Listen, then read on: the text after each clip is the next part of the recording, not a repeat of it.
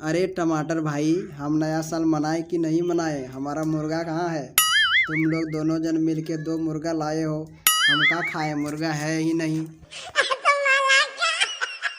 अरे बैगन भाई, हम टमाटर को बोल रहे थे कि उसका भी मुर्गा लेके चलो, तो वो बोला वो मुर्गा नहीं खाता है, वो शाकाहारी है, इसलिए हम नहीं लेकर आए हैं। चलो इसमें ही एडजस्ट किया जाएगा।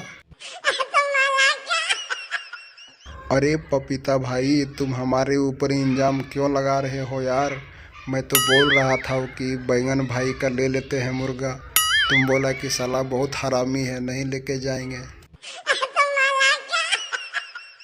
अरे अरे बैगन भाई, ये झूठ बोल रहा है, ऐसे में कुछ नहीं बोला था। हम बोले थे कि वो साला बैगन हरामी है, लेकिन ये गलत बोल रहा है। तुम दोनों तो मुर्गा लेकर आ गए, लेकिन खा नहीं पाऊंगा। दोनों जन का मुर्गा रात को चोरी कर लूंगा।